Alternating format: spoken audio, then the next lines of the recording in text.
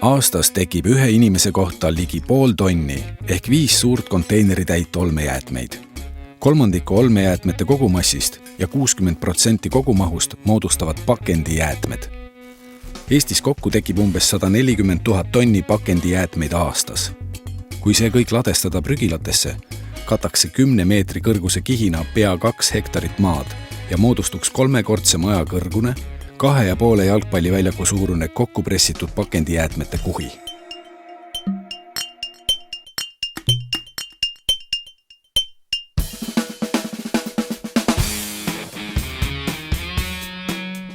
Tänapäeval on peaaegu iga asi pakitud kaunisse pakendisse.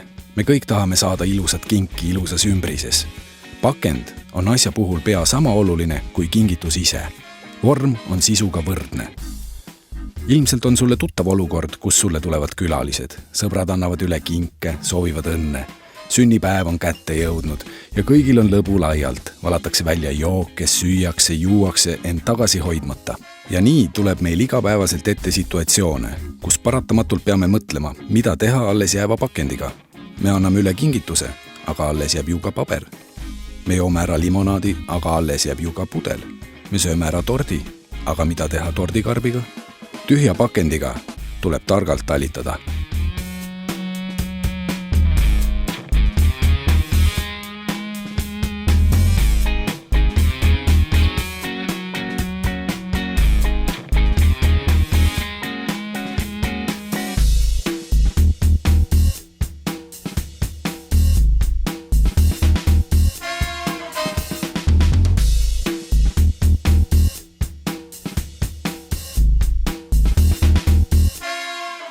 Ükski pidu ei kesta igavesti ja ühel hetkel tuleb enda järelt ära koristada. Pakendijäätmeid liigitatakse materjali või otstarbe järgi. On olemas plastikpudelid, plekkpurgid ja klaastaara. Samuti papp ja paber ning segapakendid. Kõiki neid saab eraldi tagastada. Iganenud on arusaam, et kõik jäätmed lähevad ühte prügikasti. Tänapäeval on olemas iga pakendijäätme jaoks juba vaat et oma süsteem ja eraldi konteinergi. Inimene, kes viskab kõik lähimasse prügikonteinerisse olmejäätmete sekka, näitab üles vaid hoolimatust looduse ja lõppude lõpuks iseenda suhtes. Seda mõtteviisi murda ei ole kerge. Siinkohal on suur roll igal inimesel isiklikult. Kõige suurem mõju on sinu enda antud eeskujul. Pakendite eraldi tagastamine on konkreetne heategu, mida sa ise saad puhtama elukeskkonna nimel teha.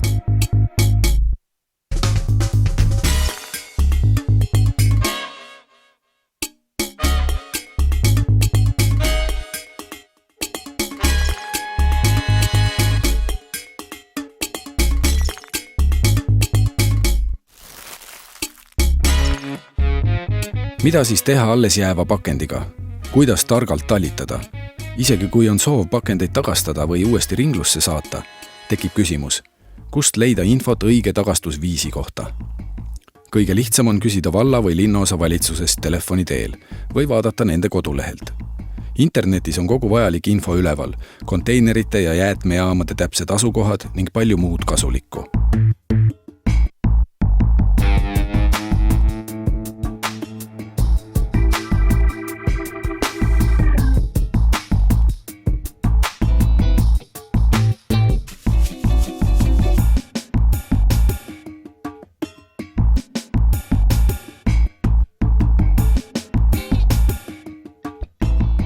Taara tagastamise süsteem on nimelihtne. Pandimärgiga pakendid tuleb viia tagasi kauplusse. Kõik plastik, metall ja klaaspudelid, millel on pandimärk peal, tuleb anda vastuvõtupunkti või sisestada Taara automaati. Pea igas suuremas kaubakeskuses on automaat olemas ja pudelite sisestamine on äärmiselt kerge. Iga pudeli ees saab pealegi tagatisraha ehk pandi tagasi, mille oled tasunud ostuhetkel.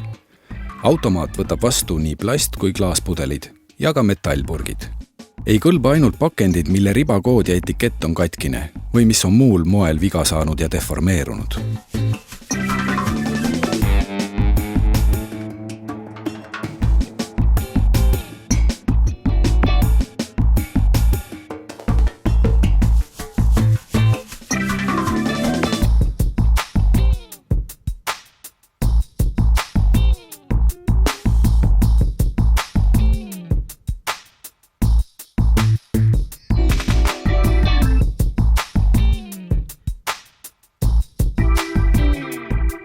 Kõik tagastatud pudelid ja purgid sorteeritakse ning loetakse üle. Eraldi loetakse üle nii plastikpudelid kui plekkpurgid. Seda tehakse spetsiaalse lugemismasina abil, mida nimetatakse petimeetriks. Ülelugemine on oluline, sest kauplused tahavad oma pandiraha tagasi ja rahaarvestus peab olema täpne.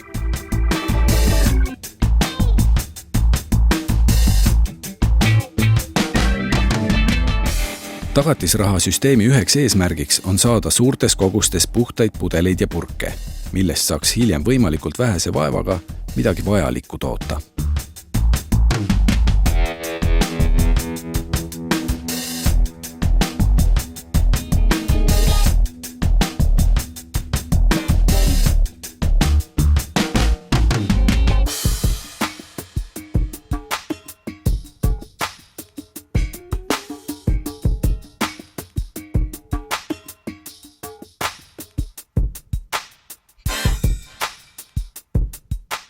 Peale ülelugemist pressitakse plekk ja plastiktaara kokku, et lihtsustada transporti.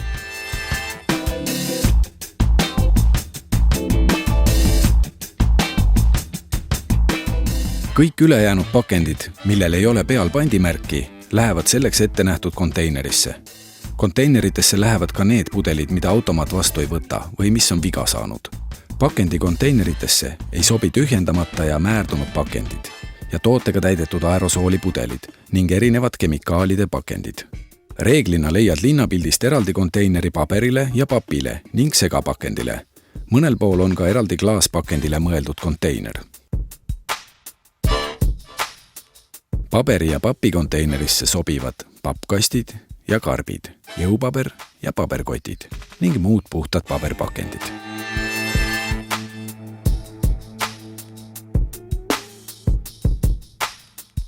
Segapakendi konteinerisse sobivad plastikust topsid ja karbid ning piima- ja mahlapakid, metallist purgid ja nende kaaned ja korgid ning konservikarbid, samuti erinevad klaaspudelid või purgid, kui puudub eraldi klaaspakendi konteiner. Suuremate kaubakeskuste juures on ka metallist pakendi kogumiskonteinerid. Sealgi tuleb jälgida vaid ette antud juhiseid ja iga pakendiliik leiab oma õige koha.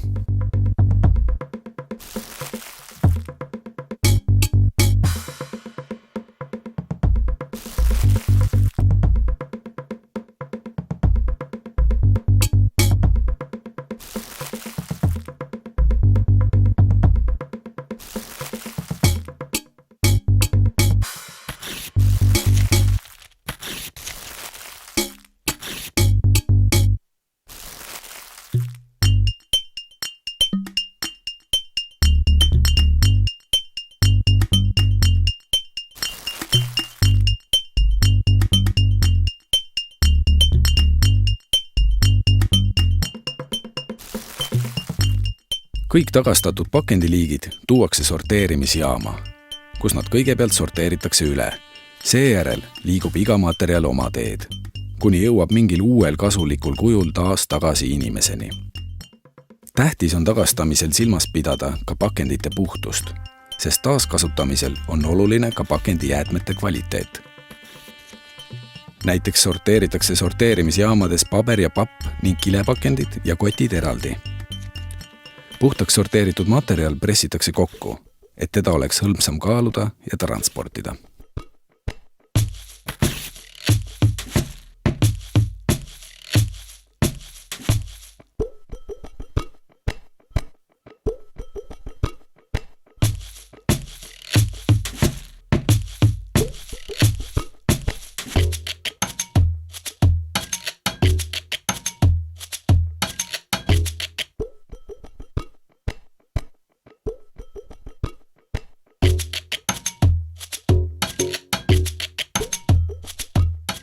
Kõik kilepakendid sulatatakse plastitehases üles ja neist toodetakse graanuleid. Saadud graanulitest saab valmistada kemikaale, kilet, ehitusdetaile ja ka uusi pakendeid. Plastikusse pakendatakse üle poole Euroopa kaupadest ja plastpakendi taaskasutamisel peetakse kõige olulisemaks just energia- ja naftavarude kokkuhoidu.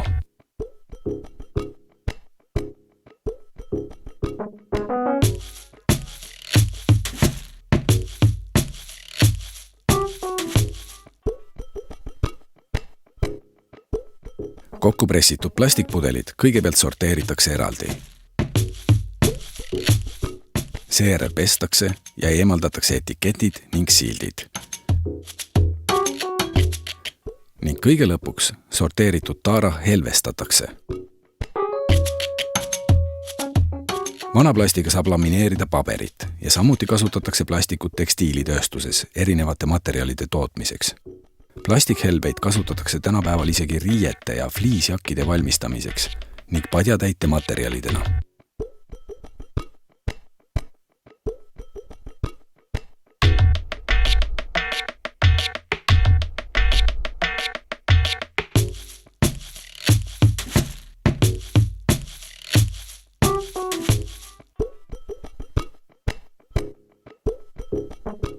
Paber ja papp on biolagunevad materjalid.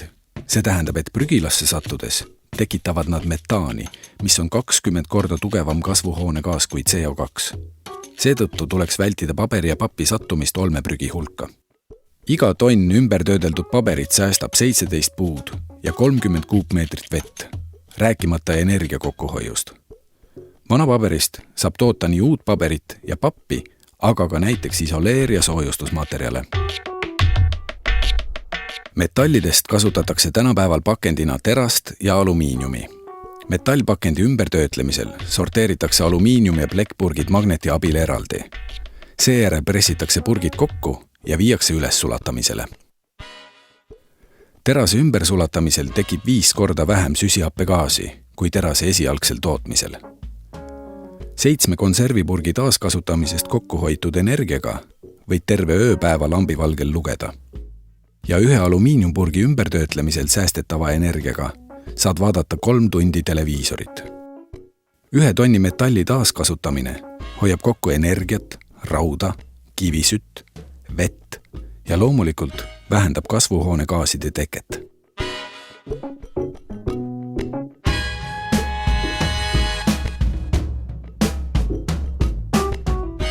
Tänapäeval saab ümbertöödelda peaaegu kõike ja teras on praktiliselt täielikult taaskasutatav materjal. Metallist pakendijäätmeid saab muu hulgas kasutada näiteks autode, külmikute ja rongide tootmisel, aga loomulikult kõlbab see ka uute metallpurkide valmistamiseks.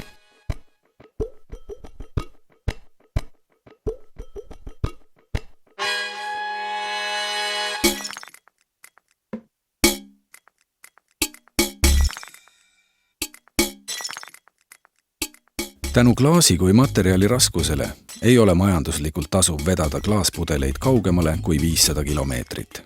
See on üks põhjuseid, miks üha enam kasutatakse klaasi asemel metall- ja plastikpakendeid. Samas on klaas ainuke materjal, mida saab ümber töödelda lõpmata arv kordi. Uute pudelite omadused on samad, mis esmakordsel klaasi tootmisel. Ka kasvuhoonegaase tekib oluliselt vähem, kui tooraine segusse lisada purustatud klaasi.